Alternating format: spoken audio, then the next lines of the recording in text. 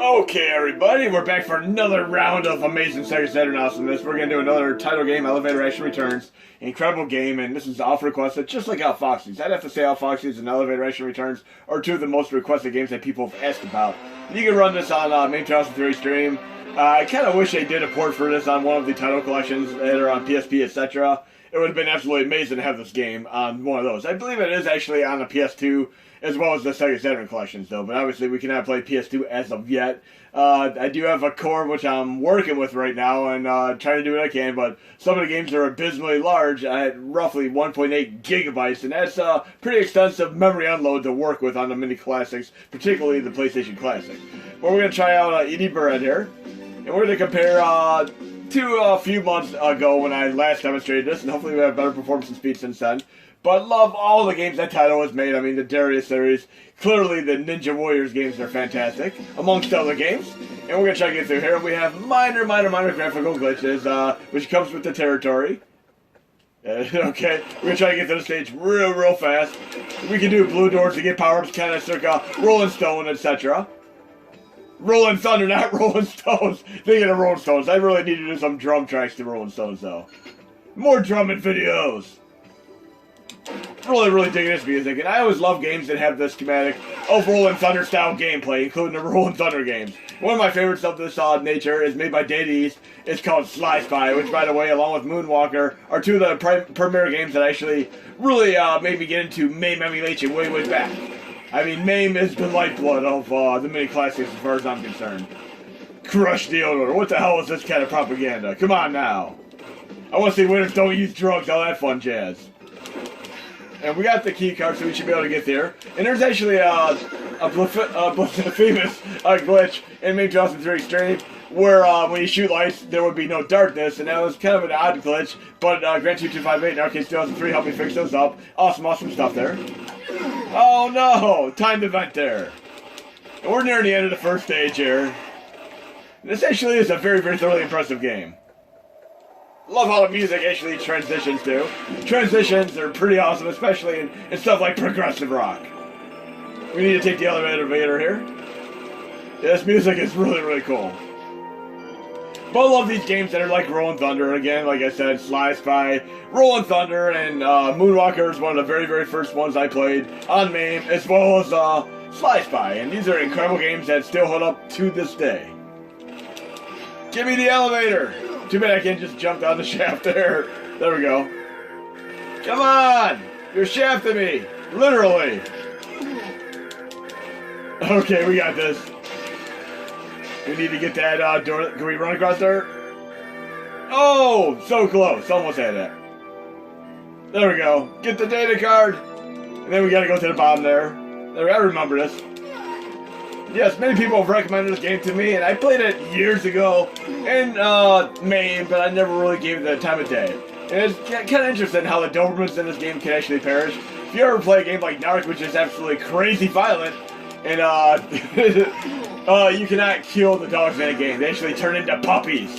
You can kill the humans, though, ironically enough. And there's actually a time in the late 70s, early 80s where about every horror movie dealt with like a demon dog from hell, and they were Dobermans. Dobermans, terrorizing malls. I mean, it was so crazy. I remember having a friend that I worked with who actually has really a bunch of Dobermans. She loves them. They're quite low dogs, just like German Shepherds. But in the end, she had me track down some of these movies, and these are very thoroughly entertaining movies. I mean, they were really a big cultural thing back in the 70s, 80s. But we're going to move on to another game now. And this right here actually looks like the initial airport stage of course, Shadow Dancer Arcade. But here we go, moving on to another game. Where can we possibly go off from Elevator Action Returns, pinnacle achievement in the context of title awesomeness? We're going to go down to Tsukio Garante, a game made by Aiden Raisin, a nice subdivision company that pretty much was a junction point for many companies afterwards once Toplan, one of the initial aggressors of the shmup awesomeness phase. I mean, this company is pretty much more many games from all the way back to Tiger Hilly and move on to these current games. I mean, yes, Toplan is behind Tiger Hilly, one of the original awesome shmups, and try the arcade version as well as the NES version, but this company eventually went out of business, and several key component members of it went on to other companies such as this one here, Aiden Raisin, as well as Takumi, who worked on Giga Wing 1 and 2, and of course,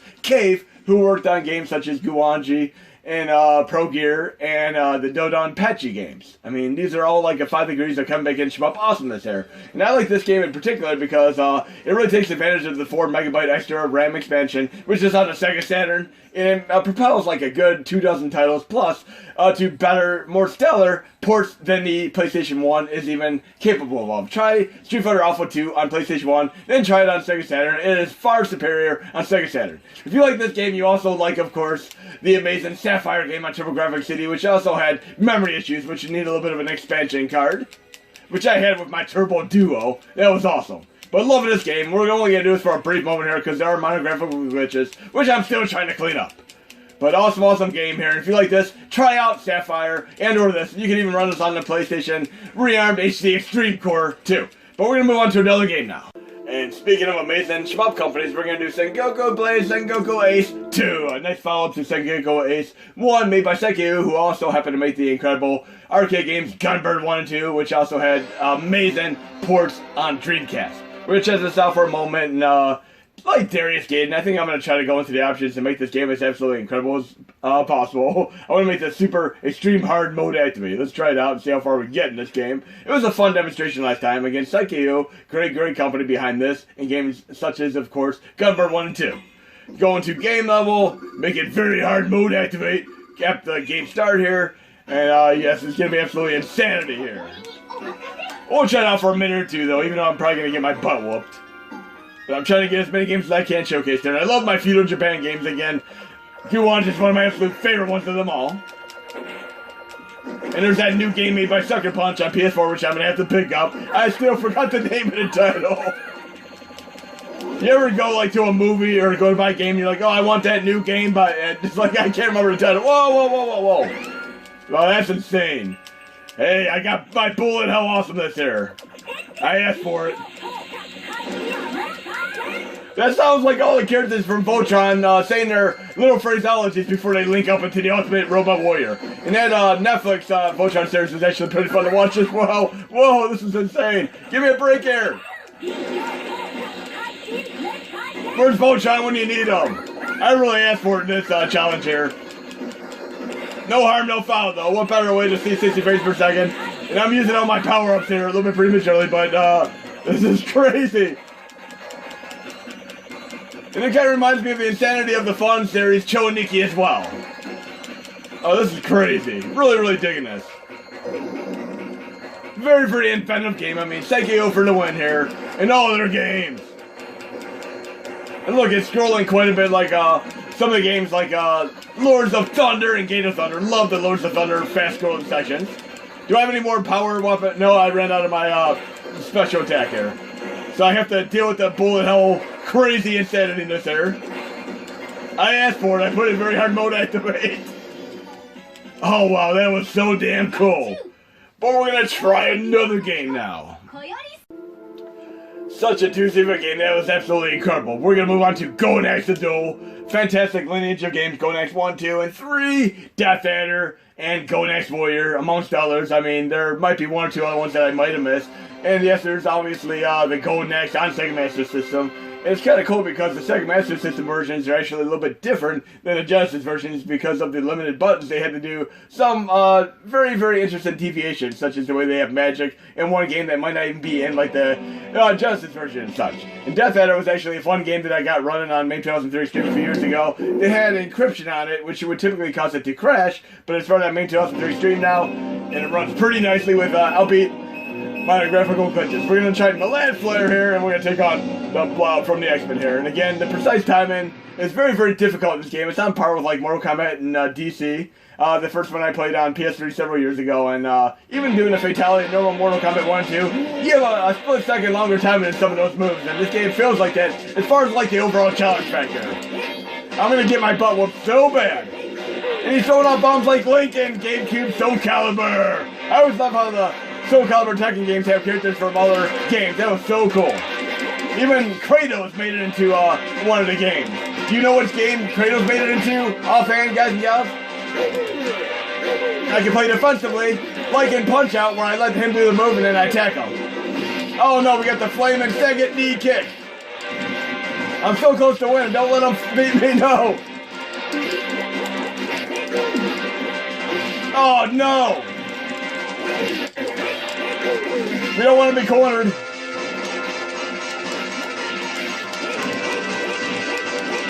Oh! Wow! That was so close. I have to say I did a little bit better than I thought I would because I really don't know this game that well. We're hopefully going to make it past the next round. I don't want to run and gun here. I got to take it easy. He's a pretty fast opponent. Oh, he got me again with that flaming kick. And he's fast and blazing. Oh, wow.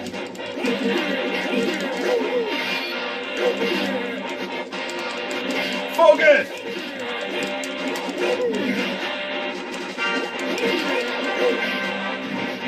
Oh, so close. Oh, that was great. He was so stunned into submission. I did better than I thought it would. So glad I was able to pull it out, but I know if I try one more round, I'm going to get my butt whooped. We're going to try another game. That was another incredible game, but let's see what else we have on our list to showcase. Actually, we're going to do my absolute favorite of them all, and not all games are going to run 60 frames per second. Quite a few of them are going to be running at roughly 30 frames per second to 45 frames per second, but the average for most of the games I've tested is between 45 to 52, with several of them going up to 60 frames per second. But Shinobi Legions is an absolute amazing game, and I played this on the SSF emulator as well as the original hardware on the SSF emulator before we truly had Dynamic Recompiler going nearly 15 plus years ago, and the game ran in slow motion mode activate. But very, very difficult game, and I'm going to at least try to make it past the first stage for the end of this video. And I love that they try to do the digitized graphic representation like Street Fighter the movie and Pit Fighter, amongst other games. Guardians of the Hood, another incredible game that has that type of digital thing. Look at this, this is awesome. Feels like Ninja 3 Domination. It's like Splinter before he became Splinter. And the actor who played Splinter in the TMNT movie was actually an interesting character. He was also in Remo Williams' The Adventure and Journey Continues. And he was also in another great movie, Conan. And this is a great game because the other games actually, they focus on using shurikens, but this game is indifferent. You actually use your blade. But look at this. Timing is everything! We're running a solid 45 frames per second. Very, very happy here. This is one of the most difficult games you could ever play. It is so difficult.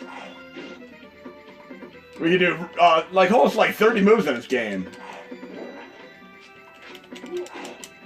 But we're going to at least try to get to the first boss there. Oh, we don't want to get hit by a bomb there. Really, really thoroughly enjoying this. And I love all the Shinobi games. I love, obviously, Revenge of Shinobi is great with Yuzo Koshiro as a composer. And I even like the two Shinobi games on, of course, should we say, PlayStation 2. It's all about the timing. And this type of timing is what you learn from playing games like Soul Calibur and Tekken. Trying to do the guard cancels, which have very, very crazy timing. Look at that craziness. When all doubt fails, do the slasher. And I used to love doing the Infinity Shuriken trick, and of course Revenge of Shinobi. And one thing you might notice if you play the earlier revisions, you might notice like some games have revisions, like revision A, B, etc. If you play the earlier revision of Revenge of Shinobi, it has characters like, spoiler alert, don't listen for the next 10 seconds, but it has characters like Spider-Man, even Batman, and characters like they're the Joker, Terminator, etc. Godzilla. It's so absolutely insane. But they removed some of them in future revisions, probably because the original licensee holders didn't like them doing it.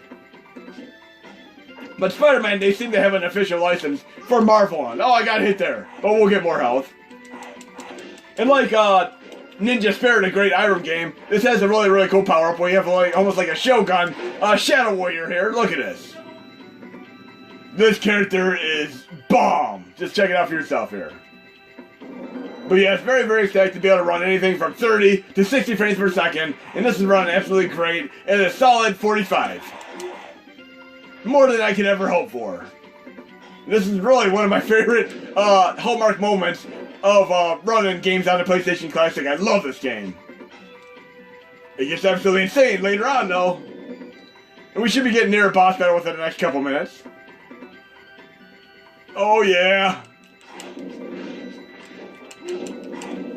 Look at that Shogun Shadow Warrior.